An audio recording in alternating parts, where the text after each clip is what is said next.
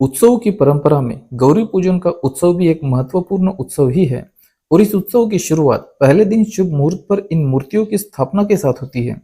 इन मूर्तियों को ज्येष्ठा गौरी या लक्ष्मी गौरी भी कहा जाता है और इनके साथ ही यह अन्य दो मूर्तियां भी स्थापित की जाती है।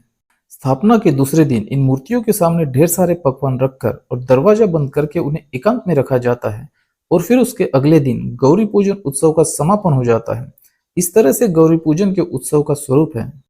गौरी पूजन के बारे में कहा जाता है कि यह उत्सव वैवाहिक जीवन को सुखमय बनाने में सहायक है। साथ ही एक मान्यता के अनुसार गौरी का अपने मायके लौटने की खुशी में यह उत्सव मनाया जाता है। गौरी पूजन के समय गाए जाने वाले गीतों में एक महत्वपूर्ण बात यह लिखी हुई है कि ज्येष्ठाच्या घरी कनिष्ठा आली, मालकाच्या घरी लक्ष्मी आली।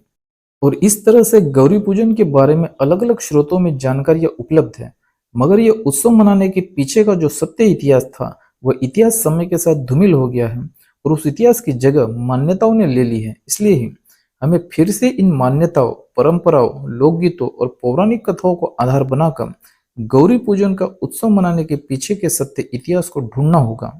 और यह इतिहास है कि कपिलवस्तु के राजा शुद्धोधन का विवाह महामाया के साथ हुआ था और फिर कालांतर में प्रजापति के साथ भी हुआ था। महामाया और प्रजापति ये दोनों सगी बहनें थी, जिसमें महामाया बड़ी और प्रजापति छोटी बहन थी। और क्योंकि पौराणिक कथाएं ये बौद्ध इतिहास की नकल और विकृतीकरण ही है, इसलिए ही पौराणिक कथाओं में ऐतिहासिक शुद्धोधन को ही शंकर और प्रजापति को ही पार्वती कहा गया था। और गौरी पूजन के गौरी को पार्वती का ही एक रूप माना जाता है और पौराणिक लक्ष्मी यह ऐतिहासिक माया ही है, क्योंकि माया का समानार्थी शब्द लक्ष्मी ही होता है।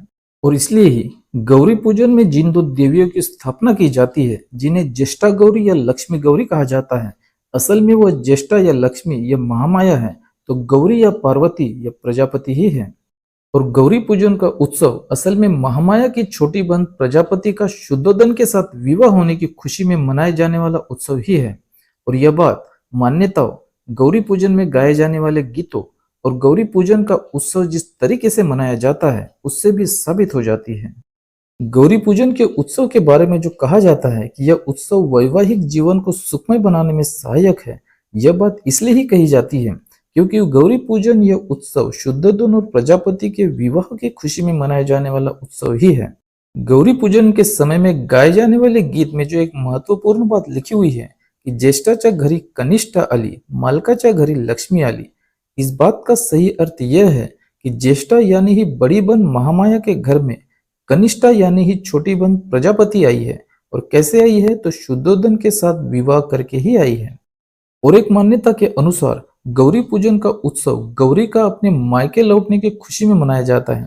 इसका सही अर्थ यह है कि ससुराल में शादी की रस्में पूरी हो जाने के बाद प्रजापति अपने मायके लौटती है। इस खुशी में गौरी पूजन का उत्सव मनाया जाता है और यह बात गौरी पूजन के लोकगीत में उपलब्ध है। और सबसे खास बात यह है कि जो रस्में और परंपराएं शादी के समय में निभाई जाती है, वही रस्में और परंपराएं गौरी पूजन के समय में भी निभाई जाती है। जैसे कि ज्येष्ठा गौरी की स्थापना शुभ मुहूर्त पर करना, यह शुद्धोधन और प्रजापति की शादी शुभ मुहूर्त पर होने का ही प्रतीकात्मक वर्णन है। दूसरे दिन दरवाजा बंद करके एकांत में ज्येष्ठा गौरी को पंच पकवान खिलाना, यह शादी के बाद का शुद्धोधन और प्रजापति के एकांत का ही प्रतीकात्मक वर्णन है। और तीसरे दिन गौरी पूजन का समापन होना, यह शादी के बाद प्रजापति को मायके भेजने का ही प्रतीकात्मक वर्णन है, जिसे मान्यताओं में गौरी का अपने मायके लौटना कहा गया है और मराठी में इसे गौराईचे माहेरपण कहा जाता है। इन सभी उदाहरणों से यह बात साबित हो जाती है कि गौरी पूजन का उत्सव यह असल में शुद्धोधन और प्रजापति की शादी होने की खुशी में मनाया जाने वाला उत्सव ही है। और इस बात का एक और महत्वपूर्ण सबूत ज्येष्ठा गौरी के साथ स्थापित यह दो मूर्तियां भी हैं, जिसमें से एक मूर्ति दुल्हे के रूप में शुद्धोधन की है, तो दूसरी शुद्धोधन के बाईं ओर की मूर्ति दुल्हन के रूप में प्रजापति ही है। मान्यताओं, परंपराओं, लोकगीतों, पौराणिक कथाओं और इतिहास के तुलनात्मक अध्ययन से यह बात बिल्कुल स्पष्ट हो जाती है कि गौरी पूजन के उत्सव की लक्ष्मी गौरी या महामाया और प्रजापति ही है। तो गौरी पूजन का उत्सव शुद्धोधन की प्रजापति के साथ शादी होने की खुशी में मनाए जाने वाला उत्सव ही है। और इस तरह से गौरी पूजन का यह उत्सव भी बौद्ध उत्सव ही है।